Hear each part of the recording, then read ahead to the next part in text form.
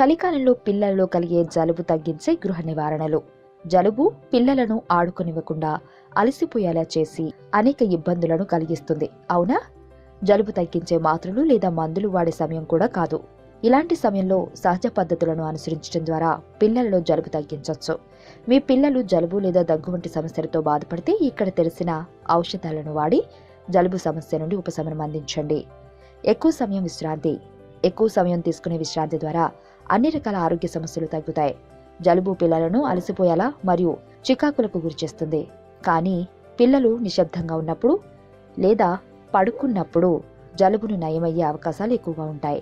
కావున మీ పిల్లలు ఎక్కువ సమయం విశ్రాంతి తీసుకునేలా చూడండి. సరైన సమయం పాటు విశ్రాంతి జలుబును తగ్గిస్తుంది.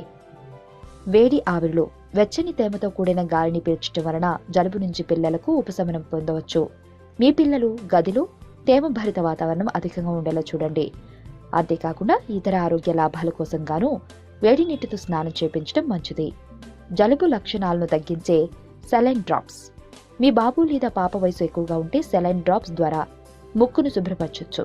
పిల్లలలో ముక్కులో ఉన్న వాటిని శుభ్రపరచడానికి సిరంజ్ లేదా పాలు పట్టే డబ్బా కూడా సహాయపడుతుంది. సిరంజ్ ద్వారా పిల్లల ముక్కులో ఉన్న అన్ని రకాల వాటిని శుభ్రపరచడం ద్వారా జలుబు లక్షణాలు తగ్గించవచ్చు. జలుబు తగ్గించే అదనపు ద్రవాలు.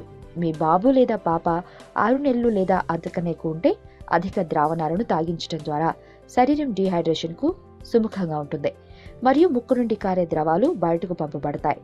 ఫ్రూట్ స్మూతీస్ మరియు ఆరోగ్యకర ద్రావణాలు పిల్లలు ఆస్వాదించడమే కాదు, వారి జలుబు కూడా తగ్గిపోతుంది. ఆరోగ్యవంతమైన జీవితం కోసం మనం పాటించాలి కొన్ని నియమాలని. చిన్ని చిన్ని చిట్కాలతో చింతలేని జీవితాన్ని ఎలా గడపాలి అనే దానికి వీక్షిస్తూనే ఉండండి మన ఆరోగ్యం యూట్యూబ్ ఛానల్. మరిన్ని ఆరోగ్య సూత్రాలకు సబ్స్క్రైబ్ చేసుకోండి.